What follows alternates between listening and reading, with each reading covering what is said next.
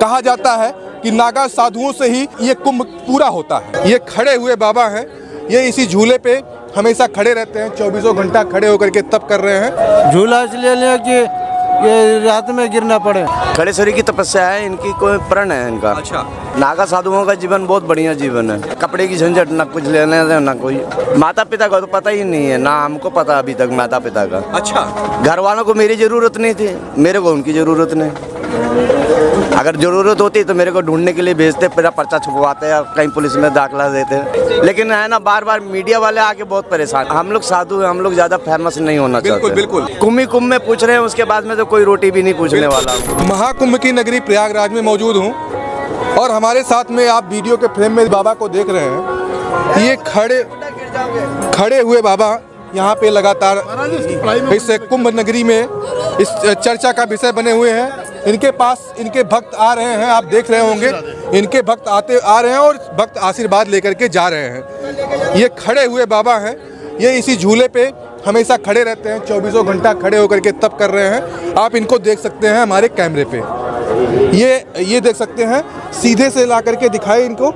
ये खड़े हुए बाबा इसी 24 घंटे इसी पे खड़े रहते हैं और 24 घंटे खड़े ये भक्तों को अपने आशीर्वाद देते हैं। नागा साधु हैं। महाराज जी आप खड़े हैं 24 घंटे रहते हैं, 15 साल हो गए। 15 साल हो गए।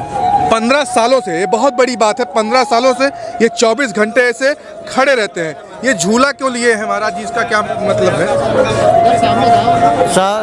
झूला इसलिए लिया कि ये रात में गिरना पड़े।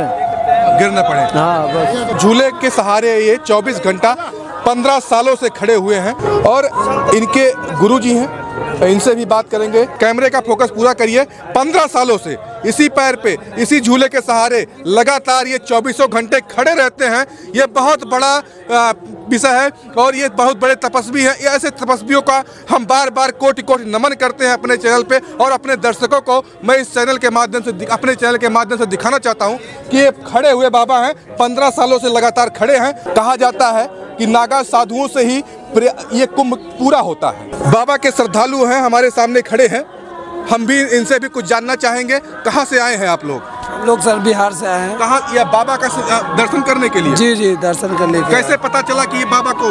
ऐसे हम लोग जानते थे थोड़ी मोड़ी बारे में और इनके मोबाइल पे नजर आ देखे तो। मोबाइल पे आप देखे थे? हम आपके गुरुदेव से इसी बात करेंगे। नागा बाबा हमारे साथ में मौजूद है। सबसे पहले तो हर हर महादेव, और हर हर महादेव के नाम से हम शुरुआत कर रहे हैं।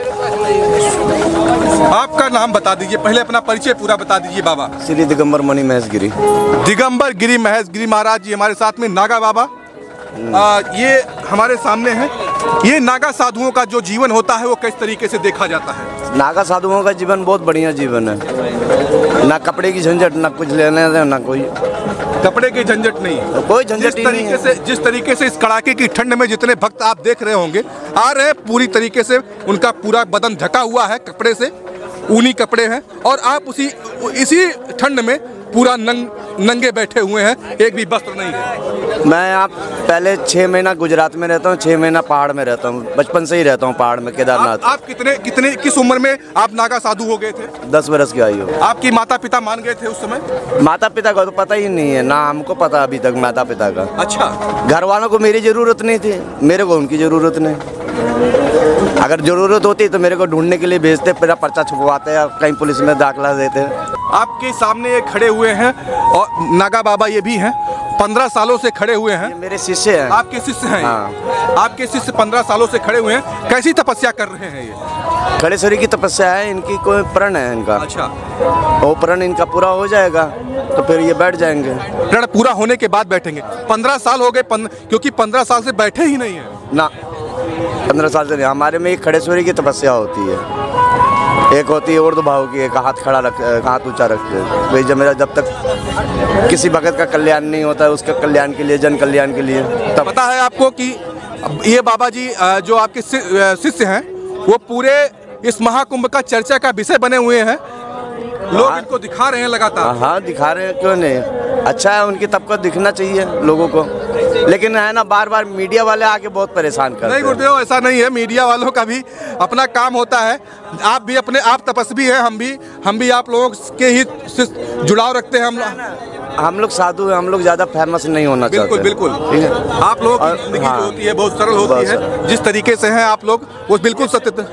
कुंभ में पूछ रहे हैं, उसके बाद में तो कोई रोटी भी नहीं पूछने वाला हमको मालूम है। यही है, सत्यता यही है। वैसे नागा साधु कुंभ के बाद कहाँ चले जाते हैं? सब अपने अपने गंतव्य में, कोई गुफा में चला जाता है, कोई कंदराओं में चला जाता है, पहाड़ों में चला जाता है, फिर 3 साल भजन करेगा, फिर आएगा कुंभ में। आप समाज को क्या मैसेज देंगे, समाज को क्या संदेश देना चाहेंगे? समाज को यही संदेश देना चाहते हैं, आए हो कुंभ मेला, प्रेम से गंगा जी में स्नान करो, अपनी मनोकामना पूरी करो, साधु संत से आशीर्वाद की आस रखो और कुछ आस मत रखो उनसे। समाज को कैसा पूरे देश को आप आशीर्वाद किस तरीके से देंगे?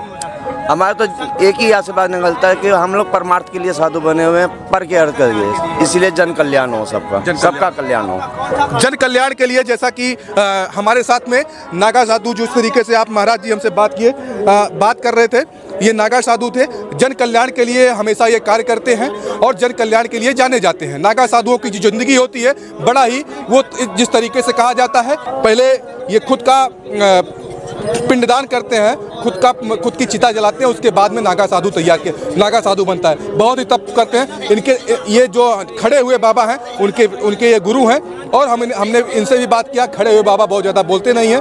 खड़े हुए बाबा से हमने बात भी करने की कोशिश की, लेकिन बहुत ज़्यादा नहीं बोलते। उनके गुरुदेव हमसे बात किए। मिलते हैं नए वीडियो के साथ, तब तक के लिए